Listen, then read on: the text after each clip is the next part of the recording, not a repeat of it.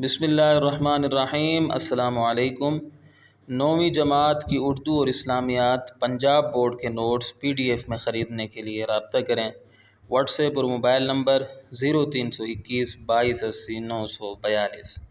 انشاءاللہ آج کی ویڈیو میں آپ کے سامنے 9ویں جماعت کی اردو کی نئی کتاب جو کہ Punjab curriculum and text book board نے حال ہی میں شائع کی ہے اور اس سال سے پنجاب کے اسکولوں میں پڑھائی جا رہی ہے، اس کے چھٹے سبق یعنی نام دیو مالی کے نثر پاروں یا عبارات کی تشریحات، سبق کے عنوان، مصنف کے نام اور خط کشیدہ الفاظ کے معانی کے ساتھ پیش کروں گا، اور یہ اس سلسلے کی چوتھی ویڈیو ہے یعنی چوتھا حصہ ہے۔ اگر آپ میری سابقہ ویڈیوز جو میں نے اس کتاب کے بارے میں بنائی ہیں مکمل طور پر دیکھنا چاہتے ہیں تو اس ویڈیو کی ڈسکرپشن میں موجود پہلی لنک کو وزٹ کریں، اور اگر آپ صرف نثر پاروں کی تشریحات کی ویڈیوز دیکھنا چاہتے ہیں تو اس ویڈیو کی ڈسکرپشن میں موجود دوسری لنک کو وزٹ کریں۔ تو آئیے ویڈیو شروع کرتے ہیں۔ سب سے پہلے تو یہ جان لیجئے کہ امتحان میں سوال کس طرح آتا ہے۔ میں نے بورڈ کے سابقہ پیپر دیکھے ہیں تو سوال اس طرح تھا کہ درج ذیل نثر پاروں کی تشریح کیجئے، سبق کا عنوان، مصنف کا نام اور خط کشیدہ الفاظ کے معنی بھی تحریر کیجئے۔ تو اسی سوال کو مد نظر رکھتے ہوئے اسی سوال کے مطابق نیچے دی گئی تشریحات بنائی گئی ہیں۔ 10واں نثر پارہ ہے۔ پہلے نثر پارہ دیکھ لیں۔ ایک سال بارش بہت کم ہوئی، کنووں اور باولیوں میں پانی برائے نام رہ گیا، باغ پر آفت ٹوٹ پڑی، بہت سے پودے اور پیڑ تلف ہو گئے، جو بچ رہے وہ ایسے نڈھال اور مرجھائے ہوئے تھے جیسے دگ کے بیمار، لیکن نام دیو کا چمن ہرا بھرا تھا اور وہ دور دور سے ایک ایک گھڑا پانی سر پر اٹھا کے لاتا اور پودوں کو سینچتا۔ تو اس میں جو مشکل الفاظ تھے وہ میں نے خط کشیدہ کر دیے ہیں، ان کے معنی آگے آ رہے ہیں۔ سبق کا عنوان ہے نام دیو مالی، مصنف کا نام مولوی عبدالحق۔ خط کشیدہ الفاظ کے معنی دیکھ لیں۔ سب سے پہلے ہے باولی، جس کا مطلب ہوتا ہے ایک لمبا اور چوڑا کنواں جس میں سیڑھیاں بنی ہوئی ہوتی ہیں۔ برائے نام، صرف نام کا۔ آفت ٹوٹ پڑنا، ظلم کرنا یا ہونا یا غضب ڈھانا۔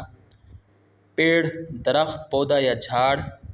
تلف یعنی ضائع یا برباد۔ اس کے بعد ہیں نڈھال یعنی ناتواں، کمزور یا تھکا ماندہ۔ مرجھائے ہوئے تھے، سوکھے ہوئے تھے یا خشک تھے۔ دق، ایک قسم کا مرض۔ چمن، باغ یا پھلواڑی۔ سینچتا، پودوں اور درختوں کو پانی دیتا۔ اب ہم آتے ہیں تشریح کی جانب۔ تشریح۔ اس نثر پارے میں مولوی عبدالحق لکھتے ہیں کہ ایک سال بہت کم بارش ہوئی، جس کی وجہ سے پانی کی قلت ہو گئی۔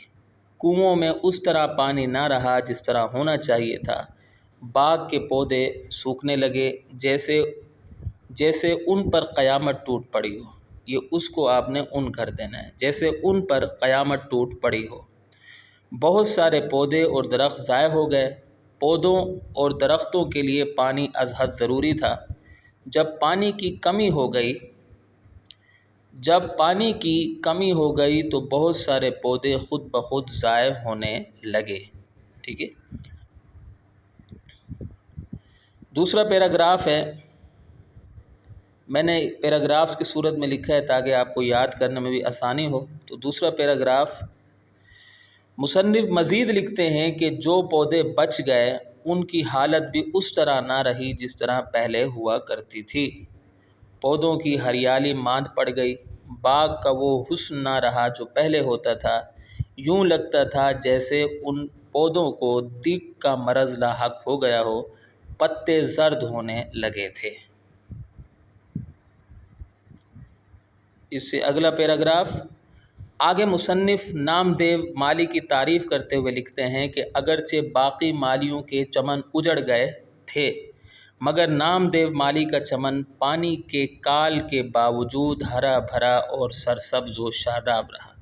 وجہ اس کی یہ تھی کہ وہ دور دور سے پانی کے گھڑے بھر کر لاتا اور اپنے باغ کے پودوں کو سیراب کرتا۔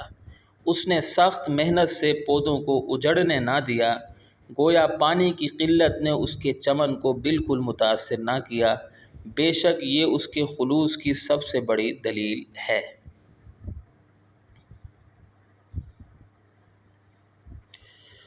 مصنف کو نامدیو مالی اتنا پسند تھا کہ انہوں نے اپنی کتاب چند ہم عصر میں محسن الملک، حالی مولوی چراغ علی اور پروفیسر مرزا حیرت جیسے بڑے لوگوں کے ساتھ اس کا ذکر کر کے اسے امر کر دی۔ 11واں نصر پارہ ہے۔ یہ وہ وقت تھا کہ قحط نے لوگوں کے اوسان خطا کر رکھے تھے اور انہیں پینے کو پانی مشکل سے میسر آتا تھا، مگر یہ خدا کا بندہ کہیں نہ کہیں سے لے ہی آتا اور اپنے پودوں کی پیاس بجھاتا۔ جب پانی کی قلت اور بڑھی تو اس نے راتوں کو بھی پانی ڈھو ڈھو کے لانا شروع کیا۔ پانی کیا تھا؟ یوں سمجھیے کہ آدھا پانی اور آدھی کیچڑ ہوتی تھی، لیکن یہی گدلا پانی پودوں کے حق میں آب حیات تھا۔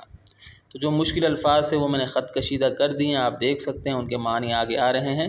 سبق کا عنوان ہے نامدیو مالی، ٹھیک ہے، نامدیو مالی سبق کا عنوان، اور مصنف کا نام مولوی عبدالحق۔ اب ہم آتے ہیں مشکل الفاظ کے معنی کی جانب۔ قحط یعنی خشک سالی یا کال، اوسان خطا کرنا، بدحواس کرنا، میسر دستیاب۔ قلت کہتے ہیں کمی یا تنگی کو، گدلا کچھ میلا کچھ اجلا، آب حیات زندگی دینے والا پانی۔ تشریح۔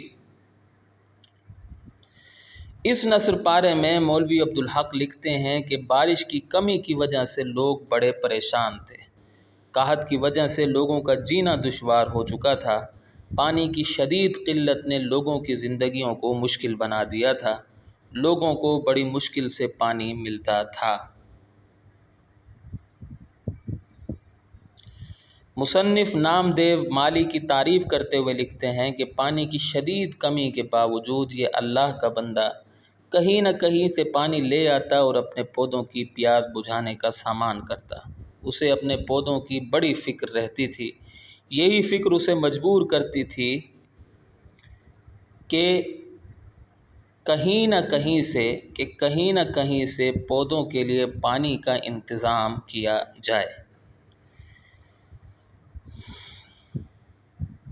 مصنف مزید لکھتے ہیں کہ جب پانی کی قلت مزید بڑھ گئی تو نامدیو کا کام بھی بڑھ گیا۔ اب وہ راتوں کو جاگتا تھا اور پودوں کے لیے پانی کا بندوبست کرتا تھا۔ پانی کی کمی کی وجہ سے اسے گدلا پانی میسر آتا تھا، یہ آدھا پانی ہوتا تھا اور آدھی کیچڑ ہوتی تھی، لیکن پودوں کے لیے یہ پانی بھی غنیمت تھا۔